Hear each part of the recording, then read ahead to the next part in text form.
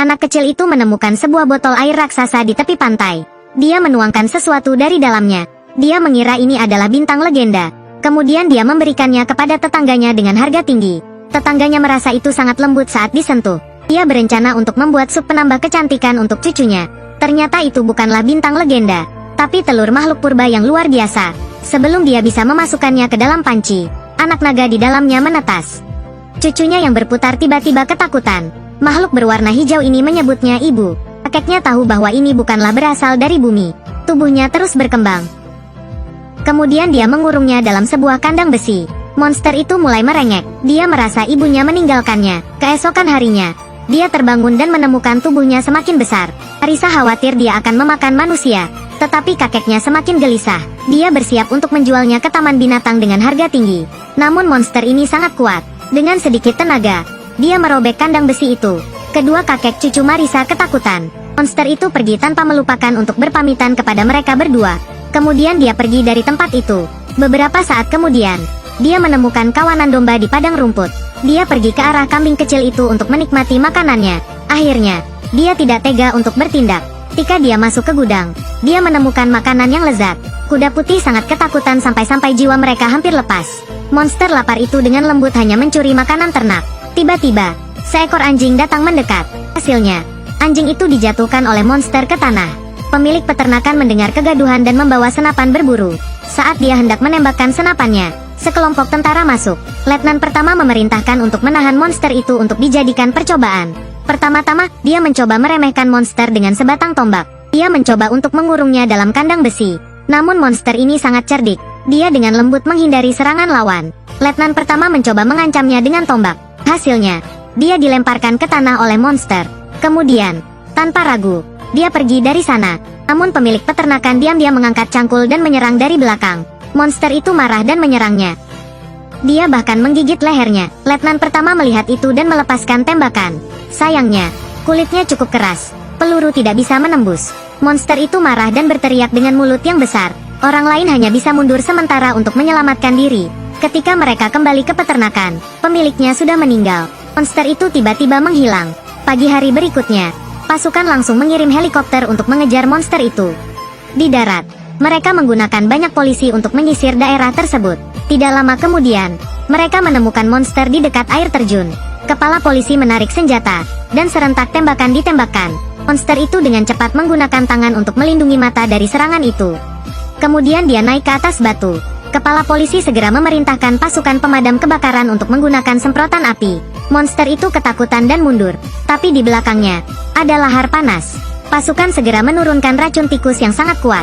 Ternyata monster itu menganggapnya sebagai makanan dan memasukkannya ke dalam mulutnya. Saat itu pasukan membawa tombak dan berlari ke batu itu. Monster menyadari sesuatu yang tidak beres. Sebaris besi jatuh dari langit. Monster saat ini panik dan segera terjebak di dalamnya. Tentara segera mengaitkannya dengan jaringan.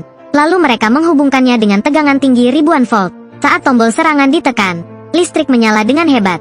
Monster itu berteriak dan jatuh ke tanah.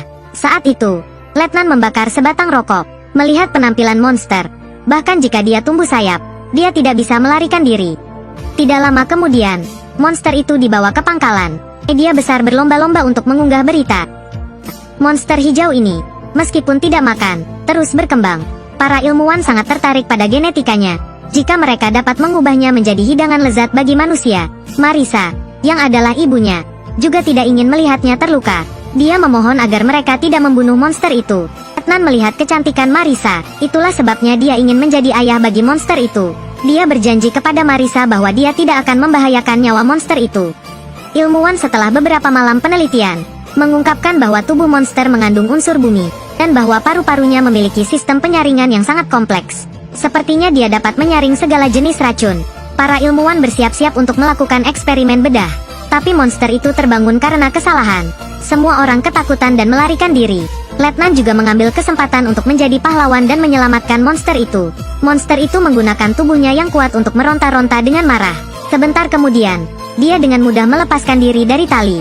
Gerakan sederhana bisa merusak pagar besi. Polisi melihat hal itu dan membawa gajah besar untuk menghadapi monster itu. Setelah melihat gajah, monster itu menjadi takut. Tidak pernah terpikirkan bahwa di bumi masih ada makhluk yang lebih besar darinya. Gajah tidak takut sama sekali di hadapan monster itu. Monster itu tidak punya pilihan selain bertarung sampai mati dengan gajah. Para reporter di sekitarnya sudah siap untuk mendapatkan adegan yang menguntungkan. Tidak disangka, gajah diserang oleh monster dengan menggunakan tanduknya. Wartawan yang berdiri di sekitar juga tewas tertindih. Gajah tidak menyerah. Dia bangkit dan melanjutkan pertarungan. Namun sayangnya, upayanya sia-sia. Tubuh monster yang keras dengan mudah mengendalikan gajah. Hanya dengan memegang belalainya, lawan bisa dengan mudah dikalahkan. Gajah yang penuh luka masih tetap tidak menyerah. Dia bertekad untuk menghadapi monster dengan segala risiko. Monster saat ini semakin marah. Dia mengayunkan tinjunya yang keras ke bawah. Kemudian dia menggigit leher lawannya. Setelah beberapa perjuangan, gajah akhirnya tidak lagi bergerak. Pada saat ini, monster marah dan mulai membalas dendam kepada manusia. Melihat manusia di tangan monster seperti semut, Letnan mencari kesempatan untuk menjatuhkan monster ke tanah. Namun, bagi monster, itu hanya terasa seperti gatal-gatal. Karena untuk menghindari kerusakan besar, pasukan bersiap-siap untuk meledakkan monster. Namun, monster tiba-tiba menghilang tanpa jejak. Letnan merasa mungkin monster bersembunyi di dalam air. Dia segera memberitahu atasannya. Pemimpin segera memberikan perintah kepada pasukan untuk menyerang sungai. Beberapa ratus granat dilemparkan. Beberapa jam kemudian, monster benar-benar muncul. Tubuhnya jauh lebih besar dari sebelumnya. Kepalanya menghancurkan jembatan. Para tentara terkejut oleh apa yang mereka lihat. Tidak disangka, bom tidak memiliki efek pada monster. Pasukan segera menggunakan kendaraan lapis baja mereka untuk menyerang monster. Mereka menciptakan api, seolah-olah mereka akan memanggangnya. Monster semakin menjadi-jadi dan segera merusak tembok setinggi beberapa meter. Orang-orang yang tidak beruntung telah tewas tertindih.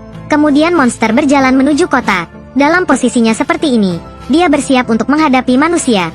Namun, dia masih merasa takut dengan kendaraan lapis baja.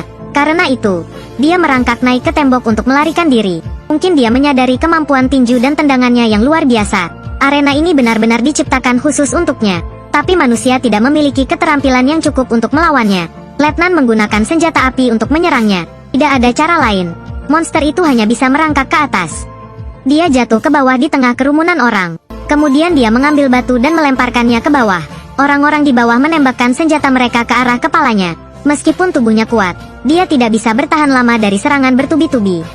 Kemudian, tembakan api besar mengenai lehernya. Monster itu jatuh. Dari ekspresinya, kita bisa tahu seberapa sakitnya itu. Marisa sangat khawatir akan keselamatannya. Tapi tentara tidak memberikan belas kasihan. Satu tembakan besar lagi. Dia terlempar dari tembok. Sekarang, dia jatuh ke bawah tanpa gerakan. Melihat itu, Marisa sangat merasa terluka. Meskipun dia bukan ibunya, dia merasa seperti ibu bagi monster itu. Para tentara merayakan kemenangan mereka. Akhirnya, monster yang malang menjadi subjek uji coba manusia.